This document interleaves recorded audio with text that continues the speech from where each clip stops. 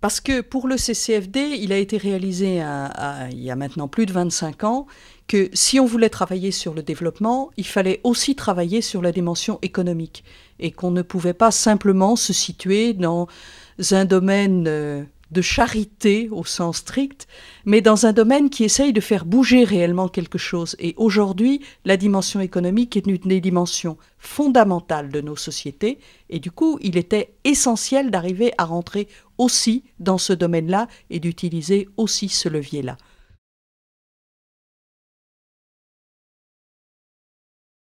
Ça part de l'idée qu'il faut, par l'action économique, essayer de viser des objectifs sociaux, sociétaux, effectivement, qui remettent l'homme au centre de l'économie.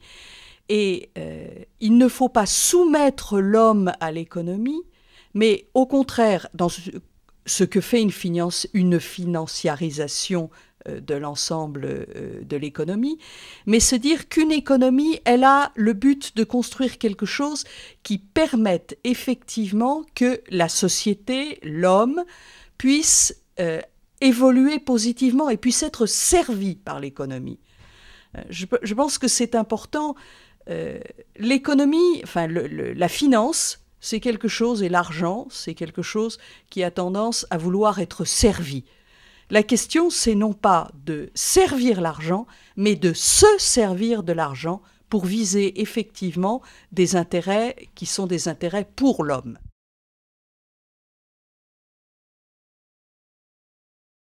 Alors, il y a actuellement, pour le CCFD Terre Solidaire, nous avons 4 produits et nous en aurons probablement bientôt un 5e et même un 6e. Ces 4 produits, c'est d'abord depuis plus de 25 ans le fonds Faim et Développement, qui est le premier fonds de partage construit en Europe.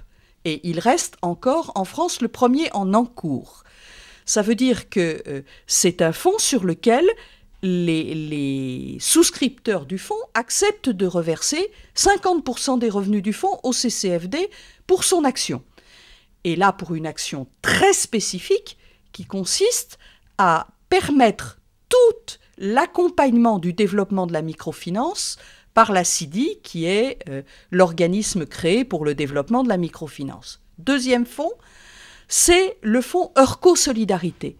Eurco Solidarité a été créé au moment de la chute du mur de Berlin pour soutenir tout le développement des pays d'Europe de l'Est qui demandaient au CCFD « Nous ne vous demandons pas des dons, nous vous demandons de pouvoir nous faire des prêts qui vont aussi nous permettre d'arriver à construire quelque chose. » Eurco Solidarité.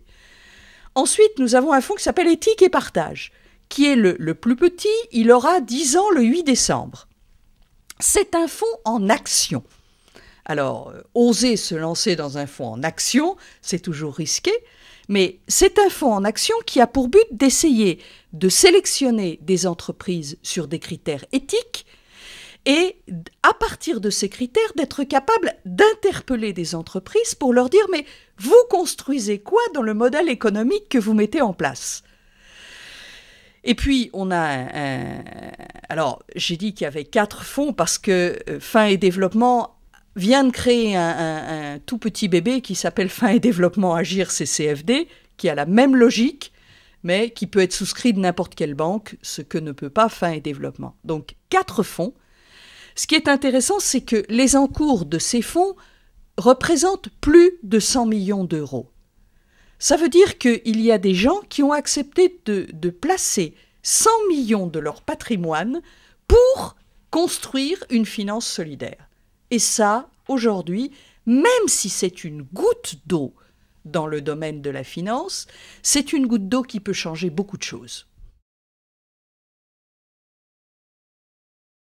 Avec cet argent, bon, sur ce qui est Faim et Développement, je l'évoquais, les dons sont reçus par le CCFD, et le CCFD Terre Solidaire utilise ces dons directement pour la filiale qu'il a créée pour développer la microfinance dans les pays du Sud, pour assurer toute la partie d'accompagnement technique. Parce que quand on fait de la microfinance, il ne s'agit pas seulement de prêter de l'argent à des pays du Sud pour qu'ils puissent faire des prêts de microfinance, à des organisations de microfinance du Sud, mais il faut aussi les aider techniquement à se constituer pour qu'elles soient pérennes. Or, pour arriver à développer cette dimension, ça coûte cher. Ça coûte des missions, ça coûte l'installation de programmes informatiques qui soient sérieux, ça coûte des formations. Si c'est sur les revenus des prêts qui sont faits aux pays du Sud qu'on devait assurer ça, on aurait des prêts qui seraient impossibles à prendre pour les pays du Sud parce qu'ils leur coûteraient trop cher. Donc le CCFD Terre Solidaire a fait le choix d'avoir des subventions qui lui permettent d'accompagner ce développement de la microfinance et donc de permettre des solutions viables pour des organisations de microfinance. Éthique et Partage, lui, c'est un fonds... les dons d'Éthique et Partage reviennent directement dans la caisse du CCFD et vont nourrir l'ensemble des produits, des partenaires du CCFD. Bon. Mais l'intérêt d'Éthique et Partage, ça n'est pas d'abord le niveau de dons qu'ils versent, même si c'est jamais négligeable de recevoir de l'argent pour les projets. Mais l'intérêt d'Éthique et Partage, c'est que c'est un outil de plaidoyer pour le CCFD. C'est un outil pour interpeller des entreprises, non pas au nom d'un aspect moralisateur extérieur, mais au nom d'un engagement avec eux, en leur disant, ben voilà, nous sommes actionnaires, donc nous sommes engagés à vos côtés, mais engagés à vos côtés, nous voudrions que quelque chose change. Donc comme actionnaires, nous vous demandons que quelque chose change. Et c'est tout le travail de plaidoyer qui se construit à partir de là pour des entreprises socialement responsables. Donc ça, c'est assez fondamental.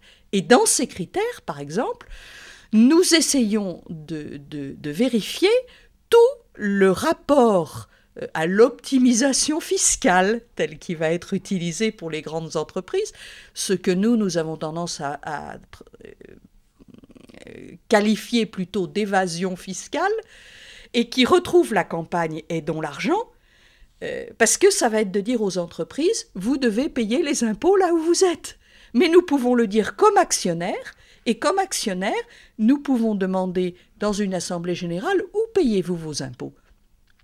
Ça peut se faire comme actionnaire parce qu'on a un fonds qui nous permet de le faire comme plaidoyer. Voilà.